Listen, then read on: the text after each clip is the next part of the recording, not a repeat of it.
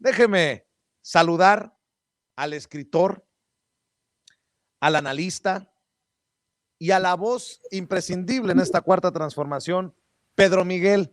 Te agradezco mucho que nos acompañes en este espacio libre como el viento. Vicente, gracias a ti por la invitación. ¿Cómo estás? Pues bien, Pedro, y de buenas porque regresó el presidente Andrés Manuel López Obrador y el que no lo celebre es porque quiere que le vaya mal a México. Es muy reconfortante ver al presidente, pues como en sus mejores mañanas, traía para dar y para repartir en la mañanera, Pedro Miguel. El que no lo celebre es charro, decíamos antes, ¿no? En las manifestaciones. Sí, yo creo que es muy reconfortante el regreso del presidente, con la energía con la que regresó, con el buen humor, con la jovialidad. Oye, y yo hasta lo vi como rosado, cachetón, como que regresó mejor que antes, como que le hizo mucho bien el descanso, me parece a mí. Así es, a pesar de que sea una situación tan delicada como un contagio del COVID-19, el presidente regresa, pues sí, más, perdónenme por la expresión, pero más vivo que nunca, le duela a quien le duela, le pese a quien le pese, y precisamente algunos de los que fueron receptores de los raspones del presidente en la mañanera son otra vez abajo firmantes, Pedro Miguel, hacen el ridículo. Estos rayan en los exsecretarios de salud que decían que en 8 semanas eliminaban el COVID-19, así estos intelectuales que ahora le dan consejitos al presidente con un desplegado, un comunicado, ¿no?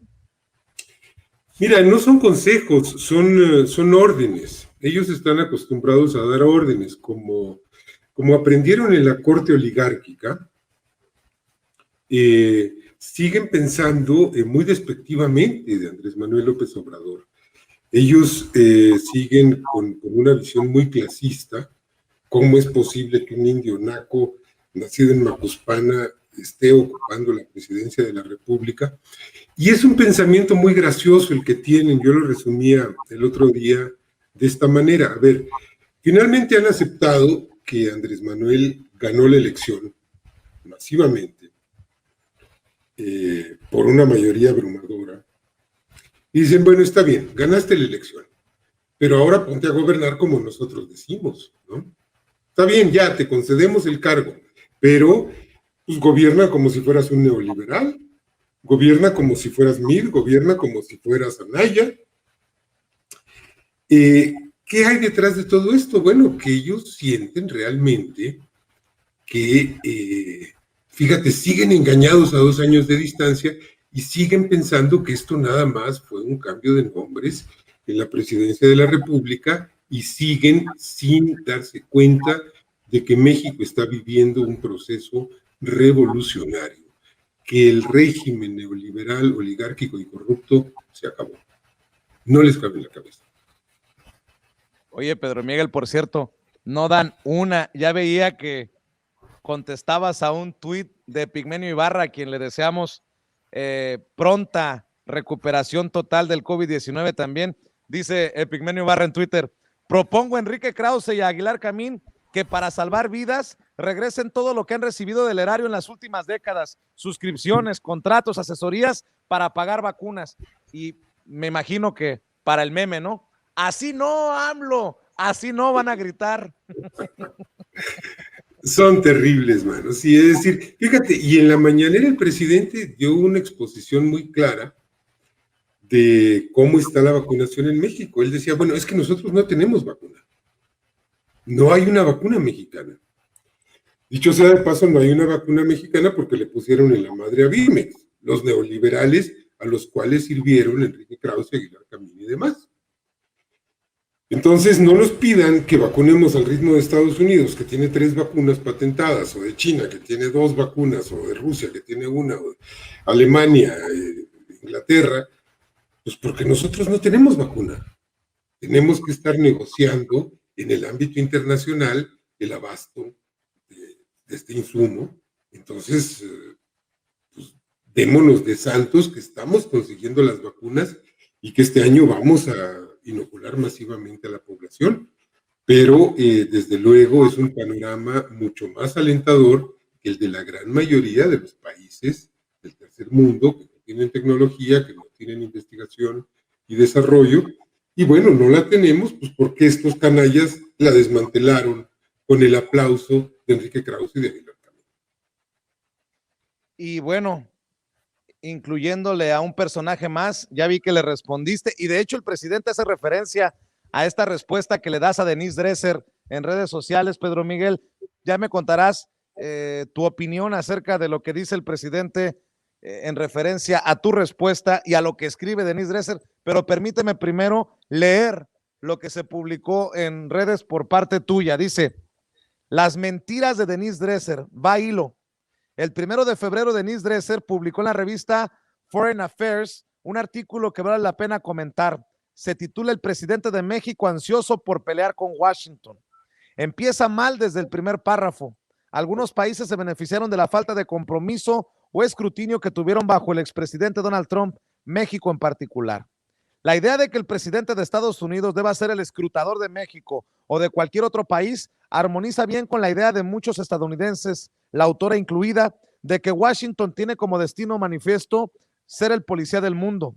Sigue: México en particular parece dispuesto a recibir la agenda de Biden, no con los brazos abiertos, sino con el puño en alto.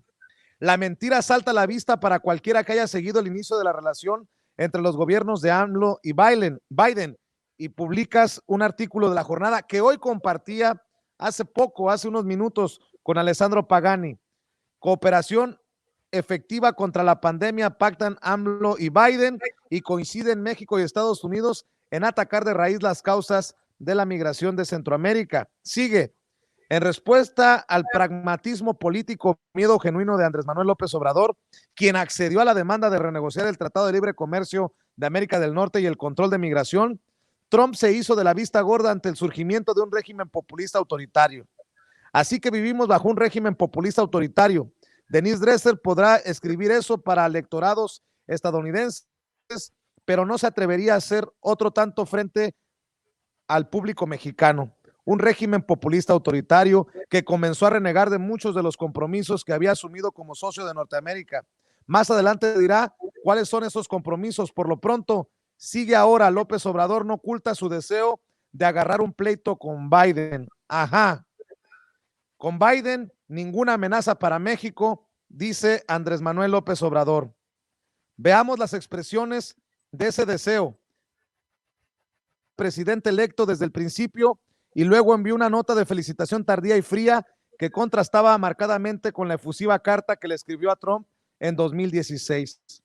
La efusiva carta que Andrés Manuel López Obrador le escribió a Trump en 2016, pues es mentira. Jamás hubo tal carta. Tras la victoria electoral del neoyorquino, AMLO no se dirigió a él, sino al pueblo de México, y fijó su postura en este mensaje, el mensaje que publica precisamente Pedro Miguel. Sigue: Andrés Manuel López Obrador aprobó una ley que impone restricciones a los agentes extranjeros que operan en México, incluidos los de la CIA, la DEA y el FBI. Pues no, Andrés Manuel López Obrador no aprobó nada. Fue el legislativo mexicano, que es un poder soberano. Y pues sí, en buena hora el Congreso de la Unión aprobó todo esto. Se llama soberanía. ¿O creerá Denise Dresser que Washington aceptaría que agentes de la Fiscalía General de la República, la Guardia Nacional o el Instituto Nacional de Migración hicieran lo que les diera la gana en territorio estadounidense? Sigue: AMLO dio marcha atrás en la reforma energética. Pues sí, el presidente está buscando revertir los peores aspectos de esa reforma, pero no para pelear con Biden, sino para cumplir el mandato popular que recibió el 1 de julio del 2018. Por lo que se ve, Denise Dresser no sabe que el fortalecimiento del sector energético nacional es parte central de los proyectos de nación López Obradoristas de 2004, 2011 y 2018, cuando Biden ni pintaba. O sí lo sabe, pero quiere tomarle el pelo a sus lectores estadounidenses. Sigue: y sugirió que se podría dar por terminada la iniciativa Mérida. No lo sugirió. Dijo claramente que hay que dejar atrás esa porquería, bajo cuyos términos la cual las agencias gringas le lavaron dinero al cártel de Sinaloa y traficaron armas letales a México. Por si estas medidas no fueran un mensaje lo suficientemente directo, además, el presidente mexicano ha ofrecido asilo político a Julian Assange. AMLO hizo eso porque encabeza un régimen autoritario contrario a la libertad de expresión y el derecho a la información, ¿o cómo? Sigue. Se negó a condenar la violencia que los partidarios de Trump desataron en el Capitolio, arremetió contra Facebook y Twitter por censurar a Trump e invitó al presidente ruso Vladimir Putin a visitar México. Pues sí, se negó a meter la nariz en los asuntos internos de Estados Unidos, criticó lo que fue, con o sin comillas, un acto de censura e hizo la misma invitación que han hecho Macron, Merkel y otros estadistas con el jefe de Estado de la otra superpotencia. Y concluye, claramente López Obrador está preparando el escenario para el enfrentamiento con la nueva administración en la Casa Blanca. Luego alarma y escandaliza a los gringos. Un retorno a la relación México-Estados Unidos antes del Tratado de Libre Comercio de América del Norte, cuando el conflicto y la distancia prevalecían sobre la cooperación. Bueno, la verdad completa es que conflicto y distancia siguieron prevaleciendo, como cuando Fox se rehusó a meter a México a la guerra contra Irak, cuando Calderón echó del país al embajador Carlos Pascual, o como cuando Peña estableció una relación de sadomasoquismo con Trump. Estados Unidos necesita la cooperación mexicana en materia de seguridad política comercial y lucha contra la pandemia del coronavirus. Ajá, México también necesita esa cooperación. Y luego, dicho desde el discurso del protectorado, tampoco puede permitirse un México que retrocede en la democracia, se niega a ver el cambio climático como una amenaza existencial o no logra controlar una pandemia que no respeta fronteras. Bien, Denise Dresser no sabe que ningún país logra controlar la pandemia, que la 4T nunca ha negado la amenaza del cambio climático y que el retroceso democrático está solo en la cabeza de los voceros de la oligarquía derrotada y es así antidemocrática. Sigue, AMLO decidió lidiar con la imprevisibilidad de Trump siguiendo una política calculada de apaciguamiento. Pues sí, buena idea del jefe de Estado de un país que comparte 3,000 kilómetros de frontera con la nación más violenta y peligrosa del mundo. ¿Qué no? Va parte 2. Mentiras de Denise Dresser, parte 2. Y así sigues, Pedro Miguel, en lo que se ha convertido en una verdadera tunda a esta intelectual que hoy no solamente debe de estar curándose los moretones que le dejaron los raspones o las heridas que le dejaron los raspones que le metiste, sino el hecho de que el presidente Andrés Manuel López Obrador retomara tus respuestas a las mentiras, a las calumnias y a las tonterías de Denise Dresser, Pedro Miguel. Fíjate, Vicente, que no, mi intención no fue causarle moretones a Denise Dresser, ni literal ni figuradamente. Mira, hay que recordar una historia. Cuando los dirigentes serbios que estaban interesados en la guerra, en la antigua Yugoslavia, le contaban a la gente que los bosnios habían envenenado el agua potable. Y había bosnios interesados en el conflicto que le contaban a su gente que los serbios habían violado a una niña y la habían asesinado. Y esto es lo que está haciendo Denise Dresser.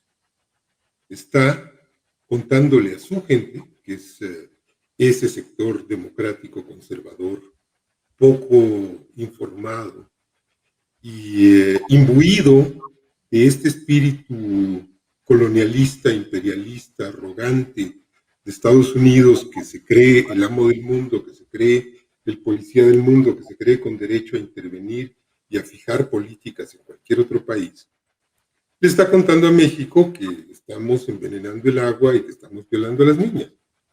Es exactamente lo que está haciendo.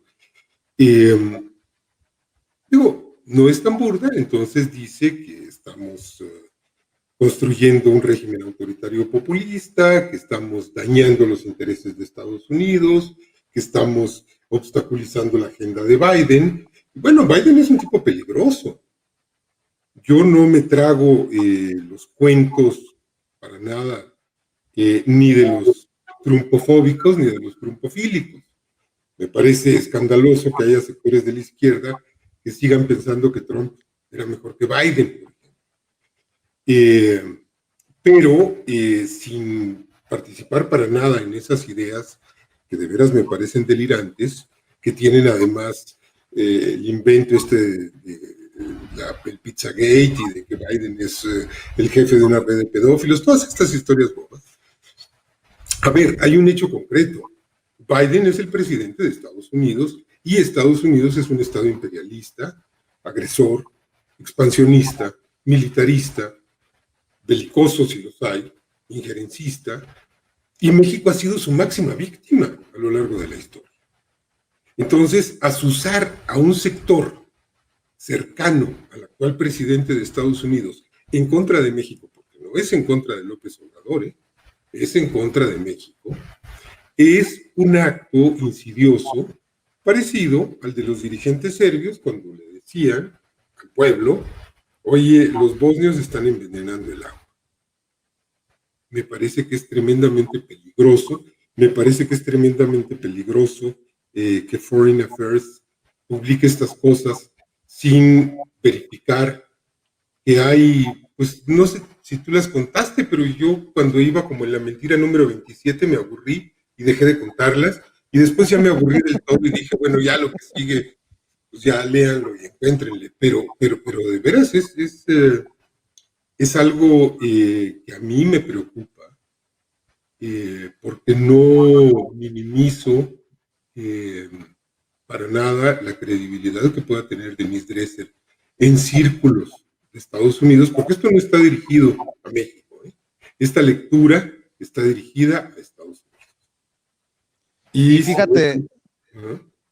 fíjate, Pedro Miguel, que todo es parte de una campaña negra contra México, contra el presidente, contra la 4T, es más, hasta contra la vacuna Sputnik V de Rusia, pero una campaña negra de muchas, perdóname, yo soy muy majadero, de muchas pendejadas. Estaba viendo a Gabriel Cuadri, que me tiene bloqueado en Twitter, pero me hicieron llegar la captura de pantalla, que dice, por el bien de todos, los que puedan vayan a vacunarse a Estados Unidos. O Enrique Krause, que dice, cada minuto muere una persona de COVID en México, esa es la noticia. O sea, tratando de defenderse de los llegues que le puso el presidente en la mañanera. Y Héctor Aguilar Camín, las cifras oficiales de muertos en la Ciudad de México en la tercera semana de 2021 deben multiplicarse por 4 para tener la cifra de muertes verdaderas. ¿Cuándo empezarán a decir la verdad? Es todo parte de pues de una perversidad, insisto, contra México, contra el presidente y hasta contra la vacuna rusa. Mira, ellos desde que empezó la pandemia empezaron a ver de qué manera instrumentar la pandemia en contra de México, en contra del gobierno de la Cuarta Transformación y en contra de López Obrador y de Hugo López Gatel. Desde antes de que hubiera el primer muerto, ya estaban chillando porque están haciendo las cosas mal, nos vamos a morir todos, son unos ineptos, etcétera, etcétera, etcétera. Bueno, ¿estaban haciendo las cosas mal? Pues sí, pues todo el planeta estaba haciendo las cosas mal. Si no sabemos cómo lidiar con el bicho, se está descubriendo sobre la marcha. No lo sabe Alemania, no lo sabe Suecia, no lo sabe Suiza, no lo sabe Bélgica, no lo sabe Francia, no lo sabe el Reino Unido, no lo sabe Estados Unidos, no lo sabe Brasil, no lo sabe Chile y no lo sabe México.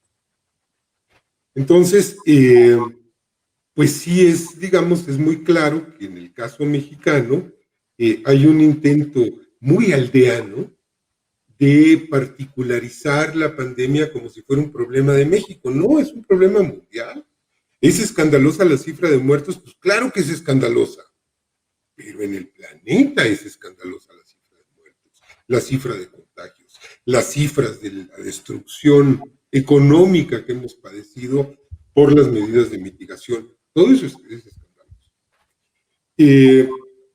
Pero conforme se avanza el tiempo y parece haber un horizonte de superación de la pandemia, o una perspectiva de superación de la pandemia en el horizonte que quizá esté este año, cosa que el año pasado pues no nos imaginábamos. Es decir, de veras, yo pensaba que para marzo-abril de 2020 iba a pasar el peligro. Al principio yo dije, bueno, son unas semanas y vámonos. Y yo creo que eso pensábamos muchos. Y después dijimos, híjole, no, esto se va a seguir como hasta septiembre, octubre. Y después en octubre vino el rebrote, pero no en México, en el mundo. Y después del rebrote vino el rebrote posnavideño, y así hemos estado, en fin. Bueno, si logramos superar esta porquería, se les va a acabar un caballo de batalla muy importante. Ya tienen diseñado el siguiente. El siguiente es un conflicto bilateral con Estados Unidos. A eso van, en eso están, en eso está Leon Krause, en eso está Denis Dresser, en eso están toda esta runfla de sicarios mediáticos. Y pues yo creo que es fundamental estrechar los lazos desde abajo. En eso hay una tarea fundamental en la que están tú y otro sector de compañeras y de compañeros comunicadores que están allá, que están acá. Tenemos que contrarrestar esa campaña, porque sí creo que puede tener algún efecto y que puede decir, estas cosas no son desastrosas para el gobierno, son desastrosas para el país. Es decir, cuando Tomás Mejía, Miguel Miramón y Juan Nepomuceno fueron al castillo de Miramar a pedirle a Maximiliano que viniera a México, pues estaban pensando en cómo chingar a Benito Juárez y a los liberales, pero chingaron a México, ¿eh? Nos metieron en una guerra tremenda que destruyó familias, hogares, regiones, que metió al país en un baño de sangre que habríamos debido evitarnos. Hoy no pienso, digamos, en Biden mandándonos marines. Creo que no es el caso. Pero sí me puedo imaginar sanciones comerciales. Mira, por ejemplo, este infame de Buscaglia, de Edgardo Buscaglia, que se las da de experto en asuntos de seguridad y de combate a la delincuencia, ayer subía un tuit diciendo, mira la barbaridad, que como Morena iba a postular a este hombre, Salgado Macedonio, Guerrero, para candidato a gobernar Guerrero, cosa que es toda una polémica independiente del asunto, decía, no, entonces tiene que haber un paro nacional para evitar estas cosas, para lograr un maxi proceso de los mafiopolíticos, el lenguaje ese tan tonto que él utiliza, y sanciones internacionales. Imagínate, o sea, imagínate la desmesura de pedir sanciones internacionales por lo que haga o deje de hacer, bien, mal. No me meto en esa polémica porque no me voy a meter en esas polémicas hoy por hoy. Después daré mi opinión. Un partido político. ¿Qué son las sanciones? Pedro Miguel. Son sufrimiento para la gente. Sí. Pero fíjate nada más, podemos debatir si está bien o tal o cual candidatura, si es una expriista la de Nuevo León. Ese es un debate aparte.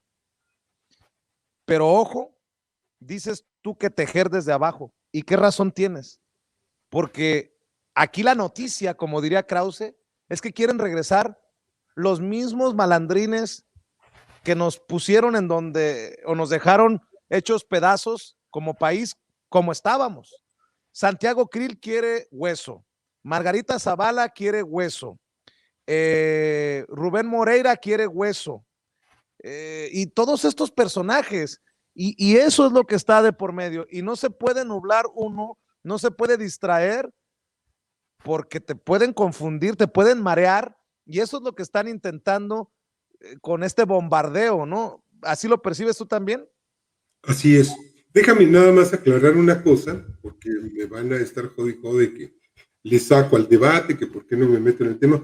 Nada más aclaro que no me voy a meter en ningún asunto de candidaturas de Morena, porque me pidieron que estuviera en la comisión de encuestas de Morena, y por lo tanto no voy a tocar el tema, pero quería aclararlo, ¿no? Es decir, no es que le saque, es que sería absolutamente inadecuado hablar a favor o en contra de candidaturas cuando estoy en esta tarde. Bueno, respondiendo a tu pregunta, sí, me parece que pues es muy claro que hay un empeño por el retorno, hay un empeño por sacarle raja política al asunto, y pues sí, nosotros tenemos que concentrarnos en contrarrestar esa desinformación, esa insidia, esa intriga en la que están ellos metidos 24 horas, porque no descansan.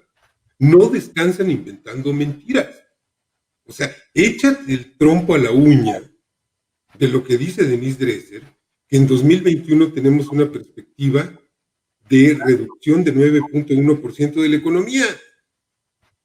Mentira podrida, es decir, el Banco Mundial, el Banco de México, el Fondo Monetario Internacional, Moody's, le dicen que vamos a crecer entre 3.5, 4.5, el presidente dice 5, pero no que vamos a decrecer más de 9%.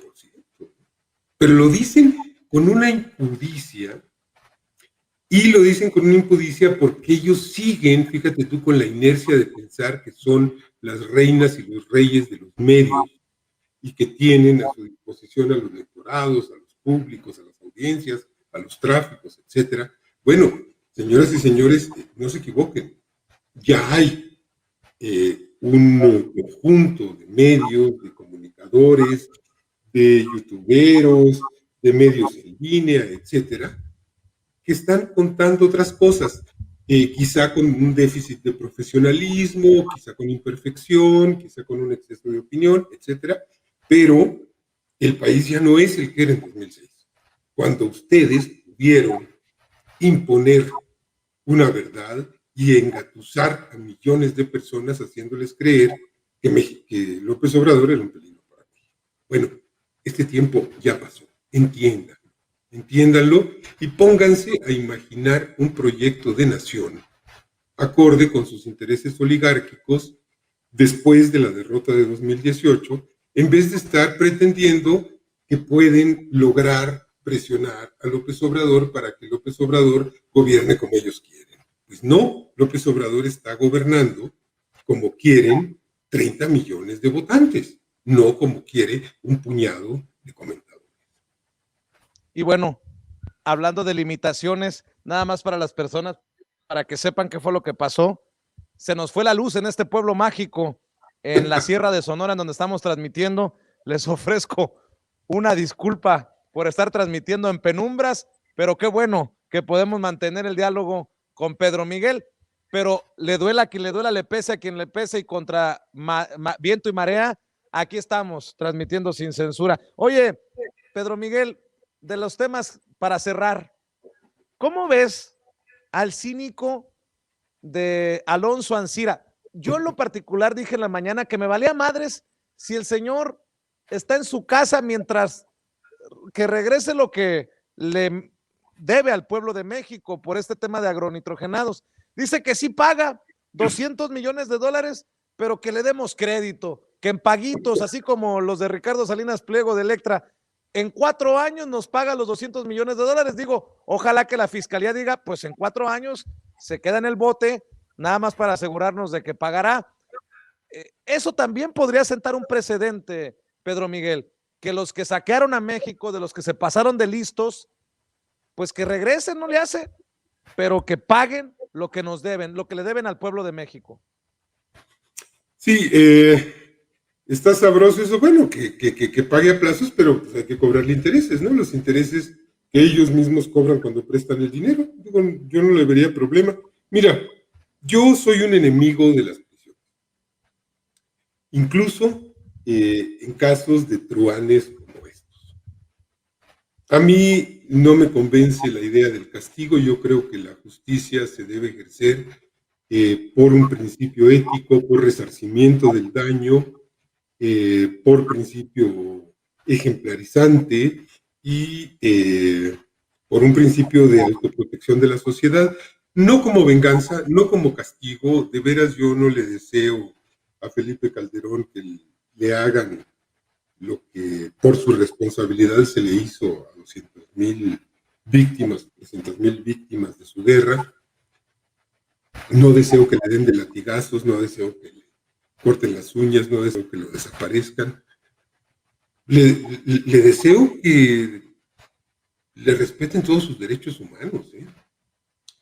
Y si el caso fuera de que, a ver, Felipe Calderón, dinos dónde están los millones de dólares de la barda, de la refinería que nunca construiste, los miles de millones de dólares de las facturas de la renta, de los sobreprecios de la renta petrolera que desapareciste, la nota de la estela de luz. Si pides perdón, si te comprometes ayudar en las investigaciones de los desaparecidos, de la gente que está en las fosas, etcétera, pues que ni pise la cárcel, man. Órale. Es decir, de veras, creo que no es el rencor lo que debe movernos, ni el afán de venganza. En el caso de Ancira, bueno, pues es un ejemplo de cinismo espectacular, es decir, quiere decir que el tipo tiene el dinero, ya el abogado defensor, fíjate, tú había dicho, bueno, mi cliente va a negociar, está dispuesto a regresar la lana, pero a ver cuándo.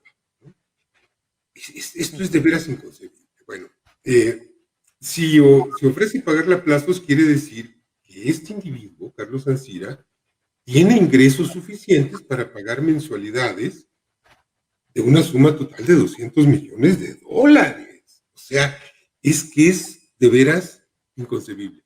Pero hay una más sencilla, que le confisquen la fuente de esos ingresos, que diga, bueno, aquí tengo en garantía acciones, dinero en las Islas Caimán, en Andorra, donde sea que lo tenga, etcétera. Y bueno, pues se acabe el asunto, ¿no? Pero mira tú a los límites a los que llega la avaricia. Bueno, les pago en abonos. O sea, déjenme seguir disfrutando la fortuna que me chingué, que le chingué al pueblo de México, que le chingué a los niños, a los jóvenes, a los que dejé sin escuela, sin hospital. Porque, vamos, no son millones de dólares en abstracto, son millones de dólares del presupuesto público que debieron haber sido invertidos en educación, en salud, en cultura, en deporte, en transporte, en condiciones dignas de vida.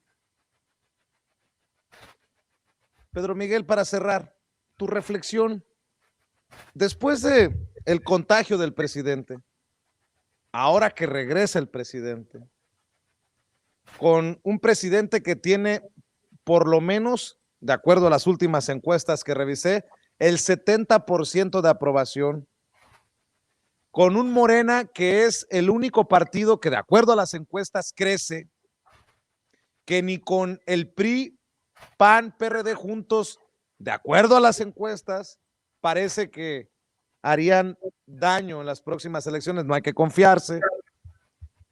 ¿En dónde está la cuarta transformación? ¿En qué momento estamos? ¿En dónde estamos parados? Porque creo que ya han pasado algunos meses desde que creo que te hice la misma pregunta. ¿Cómo vamos avanzando, Pedro Miguel? Pues nada menos, querido Vicente, que en el afán de recuperar la integridad de la industria eléctrica. Yo creo que ahorita el elemento clave es la aprobación de la reforma enviada por el presidente al Congreso de la ley de la industria eléctrica, que mira, no es una reversión total y plena de la reforma energética, pero es un primer paso en ese sentido. Yo creo que esto es fundamental. A ver, no estamos hablando de nada menos que de recuperar los pilares del desarrollo nacional, que sigue siendo el sector energético, Pemex y CFE. Dependiendo de las elecciones de junio próximo, podremos darle una marcha atrás constitucional a la reforma energética de Peña o no. A ver cómo nos va. Pero yo diría, miren, si quieren que tengamos la oportunidad, la posibilidad y el margen político de revertir plenamente esa reforma, déjense de pendejadas, voten por Morena. Déjense de que si fulano está muy gordo, que si Sutana está muy fea, que si Mengano vino del PRI, que si Perencejo, la chingada. No, o sea, lo que está en juego es nada más y nada menos que la posibilidad concreta de obtener una mayoría calificada en ambas cámaras. Con esos índices que tú señalas, con las preferencias a favor de Morena, si trabajamos, podemos lograr algo que ni siquiera soñábamos en el 18, que es sepultar la reforma energética. Logramos sepultar la reforma educativa. Tendríamos que sepultar plenamente esa inmundicia que entregó el sector a los buitres transnacionales.